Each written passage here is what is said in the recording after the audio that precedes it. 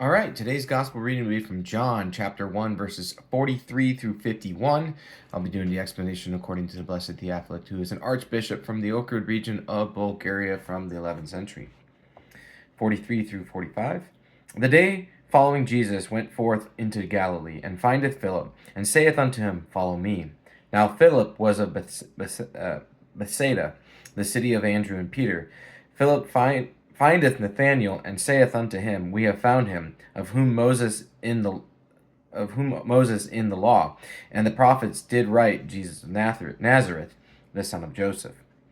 The explanation: Andrew, by listening to the forerunner, and Peter to Andrew, both followed Christ. But Philip, without the prompting of another, obeyed as soon as Jesus said unto him, Follow me. How was he convinced instantaneously? First of all, the voice of the Lord stung his soul with love. The Lord's voice was unlike any other. In the worthy, it sounded straightway unkindled a burning love for Christ. As Cleopas and the other disciple on the road said to Emmaus, Did not our heart burn within us while he talked with us by the way? As it said in Luke 24:32.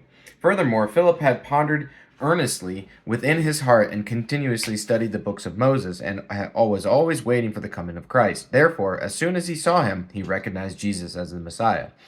This is why he said, We have found Jesus, which shows that he was already seeking him. Perhaps he had learned something about Christ from Andrew and Peter. Because they were all from the same city, it is likely that they had talked together and discussed the Lord.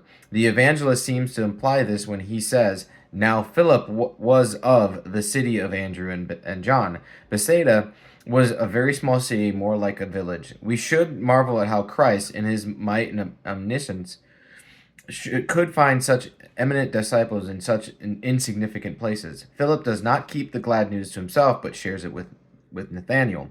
Because Nathanael was a diligent student of the law and knew it thoroughly, Philip refers him to the law and the prophets. Philip calls the Lord the son of Joseph, because the Jews thought Jesus was Joseph's child, and he says Jesus is of Nazareth, although he was, properly speaking, from Bethlehem. Christ was born in Bethlehem and raised in Nazareth. However, since his birth was hidden from most, while he was known to many as a youth, they called him Jesus of Nazareth. Verses 46 through 48. And Nathanael said unto him, Can there any good come out of Nazareth? Philip said unto him, Come and see. Jesus saw Nathanael coming to him, and saith of him, Behold, an Israelite indeed, in whom there is no guile. Nathanael said unto him, Whence knowest thou me? Jesus answered and said unto him, Before Philip called thee, when thou wast under the fig tree, I saw thee. And the explanation here: Philip had said that Christ was from Nazareth, but Nathanael, accurate and exact in his knowledge of the law, knew that the Messiah should come from Bethlehem. This is why he said, Can there any good thing come out of Nazareth? Philip answered, Come and see, knowing that once Nathanael had tasted Christ's words, he would never leave him.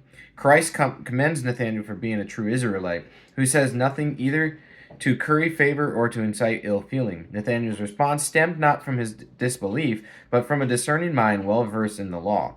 He knew that the Christ would come from Bethlehem, not Nazareth. How does Nathanael respond? Does Christ praise illicit conceit? Not in the least. Intent on confirming the identity of this man, he asks, Whence knowest thou me?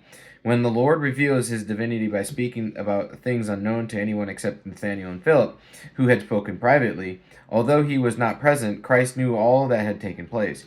This is why he says, When thou wast under the fig tree.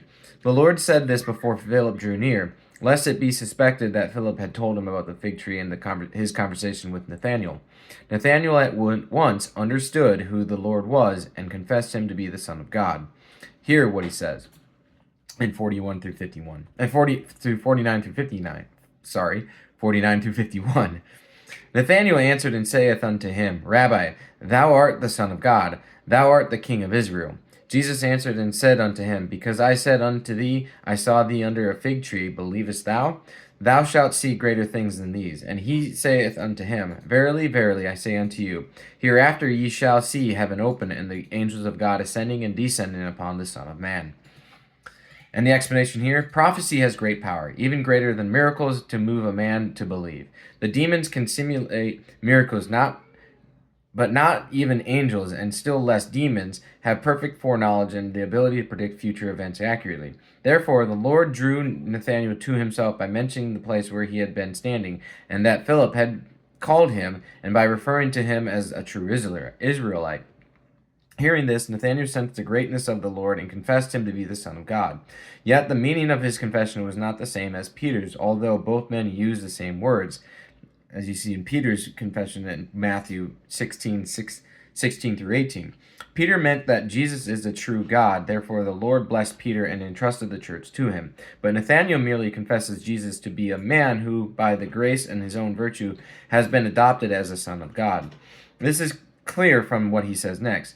Thou art the King of Israel. Do you see? Nathanael has not yet attained perfect knowledge of the true divinity of the Holy Begotten.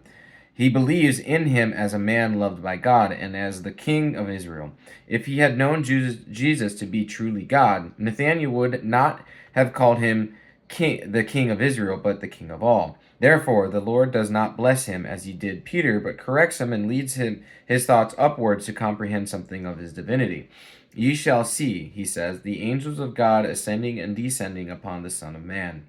He means, do not understand me to be merely a man, but rather the master of the angels.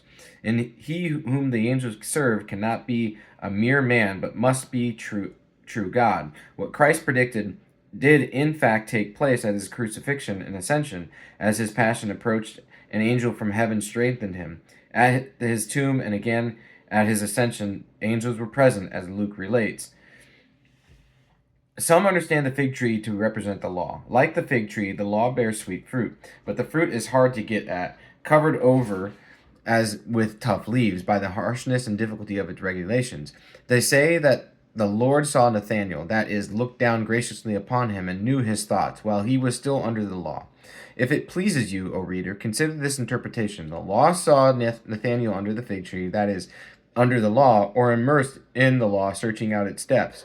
If he had not been searching out of the depths of the law, the eyes of the Lord would not have been upon him. The Lord then went forth into a place sunk low, our fallen human nature, for Galilee means rolling down.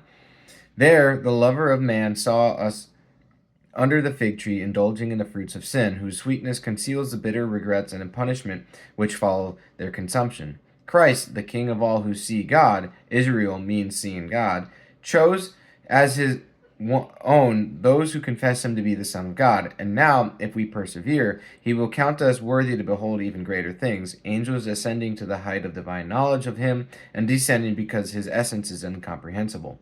Also, a man ascends when he raises his mind to study the divinity of the only begotten, and he descends when he contemplates the Lord's incarnation and harrowing of Hades.